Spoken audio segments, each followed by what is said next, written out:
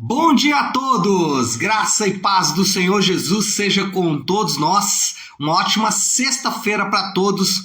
Hoje é dia 27 de maio de 2022. Seja muito bem-vindo ao nosso devocional de hoje. E nesta sexta-feira nós vamos encerrar também, encerrando a semana, vamos encerrar também o estudo aqui do livro de Juízes. Hoje vamos falar dos capítulos 19, 20 e 21. E nesse capítulo eu quero destacar a justiça de Deus. A justiça de Deus. Por quê? Deixe-me ler aqui um texto com vocês que consegue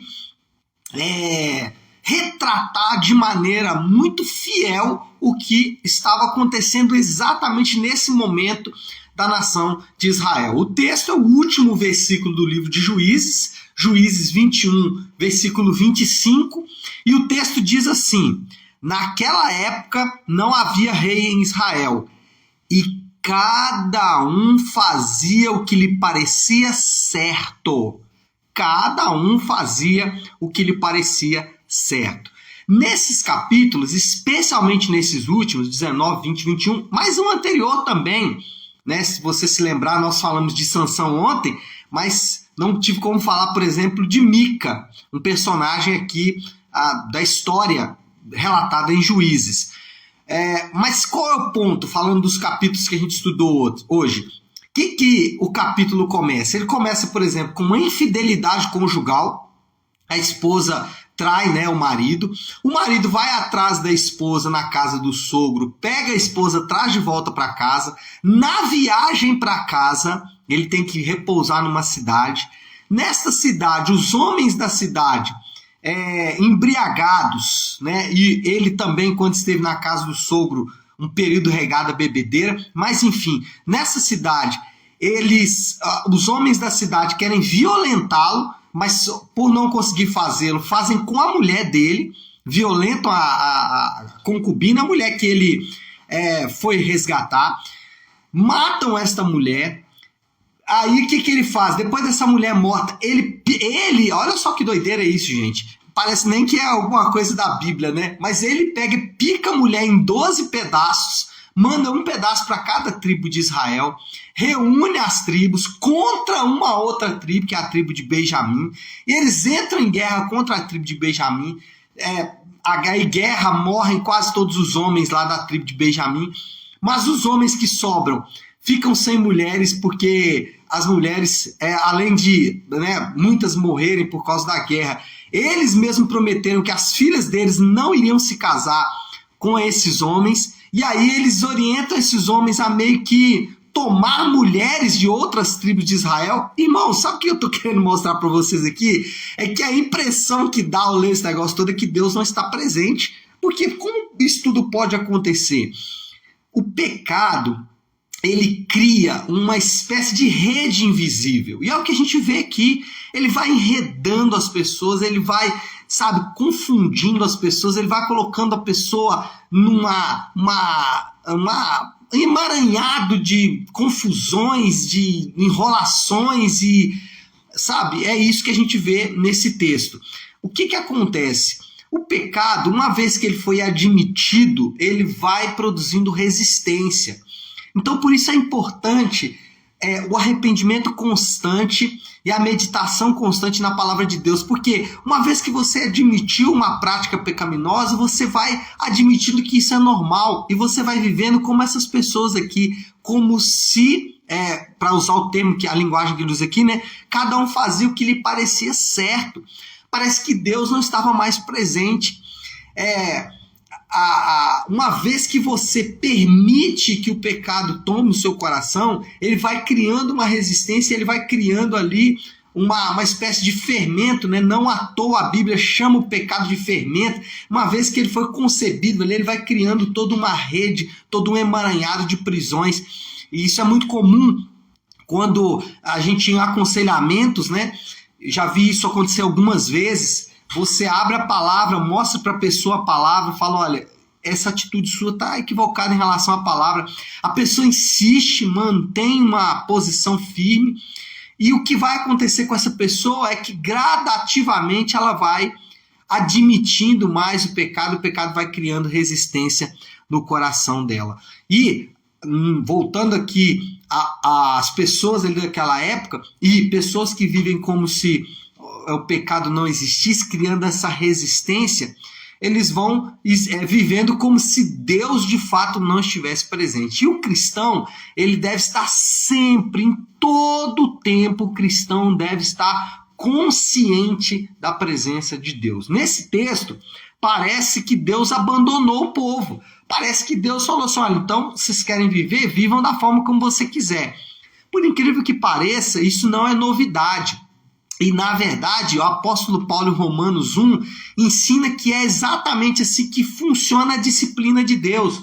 A disciplina de Deus, eu me lembro quando eu era mais novo assim, bem mais novo, viu, gente? Tem muitos anos isso.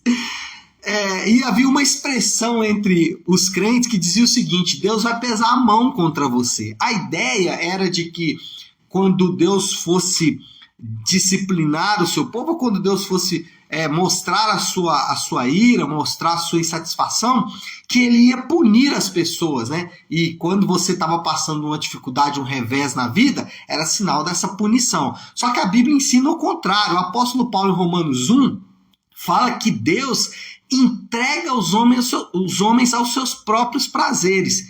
Se tem uma punição de Deus severa, é exatamente a indiferença.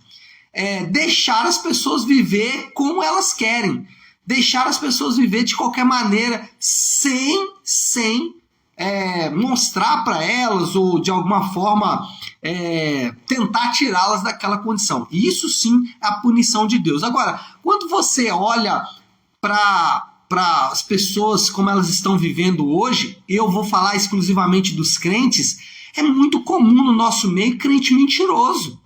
É muito comum, crente que fala mentira, e isso não muda em absolutamente nada, continua vivendo. Parece que Deus entregou a essa pessoa seus próprios prazeres. Eu me lembro de um testemunho da pastora Flávia, né? Ela está até aí no devocional com a gente. O chefe dela falou com ela assim, ela atendeu o telefone e o chefe falou assim, fala que eu não estou. Ela virou pro chefe e falou, isso eu não vou falar não. Aí o chefe falou, como assim você não vai falar? Ela falou, isso eu não vou falar não. O chefe ficou bravo, pegou o telefone, né? Teve que assumir a ligação, porque ela não ia falar que ele não estava lá. Assumiu a ligação e ficou bravo com ela. Porém, aquele momento de braveza dele, ele advertiu ela e ela falou, olha, eu não vou falar mentira. Se você quiser me mandar embora, ok, mas eu não vou falar mentira. Só que produziu exatamente o efeito contrário. Esse chefe passou a confiar muito mais nela, porque ele sabia que ela não era frouxa moralmente. E hoje, gente, olha só que coisa doida, né? Tem gente que fala mentira até sobre as coisas de Deus. Ele vai contar um testemunho e fala mentira. Ele não vai na igreja e inventa uma mentira.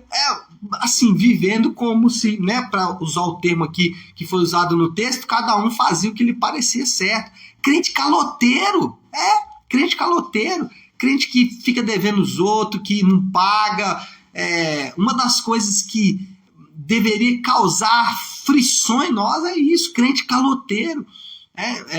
Lamentavelmente, o que há uns anos atrás era um sinônimo de algo bom, né? Você tinha, né, os crentes no passado bem recente, tá?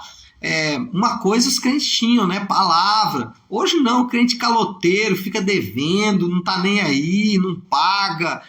É um negócio assim que a gente fica desacreditando. Crente malicioso. Crente malicioso. Tava conversando com um amigo pastor meu esses dias, tava falando com ele assim, cara, qual o maior desafio você tá enfrentando aí? Ele falou assim, eu tô enfrentando o desafio das pessoas quererem meu lugar. As pessoas na igreja com malícia para tentar tirar o pastor da posição dele. Crentes cheios de malícia, de maldade, é muito comum a gente ver isso nesses dias. Será que Deus não entregou essas pessoas aos seus próprios prazeres? Será que essas pessoas não estão vivendo da maneira que lhe parecia certa? Deixa eu falar um outro aqui que é engraçado se não fosse trágico, né? Tem crente paquerador, é verdade. Crente paquerador, crente que vai para a internet paquerar. É inacreditável isso, mas é verdade. né? E aí a gente poderia continuar falando aqui, mas não vale a pena. O ponto é dizer que muitas pessoas estão vivendo como se Deus não existisse. As pessoas estão vivendo como se Deus não existisse. Literalmente, a pessoa está sentada nos bancos da igreja, está ouvindo a pregação todo domingo, cantando os louvores, orando na igreja, mas no final do dia eles são ateus. Eles vivem como se Deus não existisse. Só que Deus, a Bíblia diz que Deus é justo. E a justiça de Deus, ela se expressa em Jesus. Lembra como que Jesus, ele tratava esse tipo de comportamento? Jesus, ele não deixava esse tipo de comportamento passar incólume. Ele sempre advertia tanto os seus discípulos como os religiosos da época e os homens comuns acerca da realidade de que Deus é justo. E mais, ele sofreu a injustiça para que nós fôssemos justos. Então, olha só, Jesus, ele sofreu uma condenação injusta, Jesus sofreu uma zombaria injusta, Jesus sofreu uma vergonha injusta. O crente, ele não pode viver a parte da realidade da justiça de Deus. Sabe por quê? Porque o seu Salvador, ele sofreu a injustiça para que o crente viva a justiça. Tudo que Jesus sofreu, ele sofreu para que nós fôssemos justos. Tudo que Jesus sofreu, ele sofreu para que nós fôssemos obedientes. Tudo que Jesus sofreu, ele sofreu para que nós vivêssemos a realidade de que Deus está presente. E aí eu pergunto para você, faz sentido alguém que se diz cristão e que foi alcançado por essa justiça de Deus viver como se essa justiça não existisse? Não faz sentido. Então, o que deve ficar para nós aqui nesse texto é exatamente essa realidade de que a justiça de Deus, ela se manifesta não para um tribunal para punir os homens, mas se manifesta primeiro na obra de Cristo em nosso favor, ou seja, ele sofre a injustiça para que nós sejamos justiça. E a pergunta quando nós vivemos uma vida injusta, nós estamos dizendo para Jesus que o sacrifício dele ou não foi inválido, porque não depende de nós dizer se ele foi válido ou não, mas eu estou dizendo para Jesus que eu não acho importante o que ele fez. Quando eu vivo a minha vida sem se importar com essa realidade, sem se importar com o fato de que ele sofreu a injustiça em meu lugar, né? Aliás, ele sofreu injustamente em meu lugar, se eu ignoro essa realidade, eu estou dizendo para Jesus que essa realidade não tem qualquer importância para mim. Então é importante, muito importante, sondar o coração, é muito importante sondar os atos, atitudes do nosso coração para tentar perceber se de fato estamos agindo como se Deus não existisse, como se Deus não estivesse presente em todo o tempo. Bom, moral da história aí para a gente caminhar para o fim. Qual é a moral da história? Olhando para esses capítulos que a gente viu aqui, um estilo de vida moralmente frouxo é característico de pessoas que não acreditam que Deus existe. Vou repetir, um estilo de vida moralmente frouxo é característico de pessoas que não acreditam que Deus existe. E essa é a realidade. Falam que são cristãos, assentam-se nos bancos da igreja, mas vivem como se Deus não existisse. Vamos orar? Mateus, capítulo 6, a oração do Pai Nosso, e assim a gente sempre encerra o nosso período de devocional da semana, orando a oração do Pai Nosso. Vamos fazer isso? Se você puder, então, pare no instante que você está fazendo e vamos juntos buscar a Deus em oração, orando a oração que Ele nos ensinou, a oração do Pai Nosso. Pai nosso que estás nos céus, santificado seja o teu nome. Venha o teu reino, seja feita a tua vontade, assim na terra como no céu. Dá-nos hoje o nosso pão de cada dia. Perdoa as nossas dívidas, assim como perdoamos aos nossos devedores. E não nos deixes cair em tentação, mas livra-nos do mal, porque teu é o reino, o poder e a glória para sempre. Amém, amém e amém. Amém, meu povo? Então é isso. Nós vamos ficando por aqui. Eu quero apenas dar um recado. Nesse final de semana, nós temos um final de semana movimentadíssimo na nossa Igreja Nave. Então nós temos amanhã encontro de homens a partir das 9 da manhã. Se você não fez a sua inscrição ainda, pode me mandar aí um direct ou pode me mandar um WhatsApp para fazer a sua inscrição. Nós temos também no domingo, às 10 da manhã, nós temos o nosso culto de celebração. E neste domingo nós vamos receber um convidado, uma convidada especial que estará pregando conosco. Eu vou antecipar só para vocês aqui.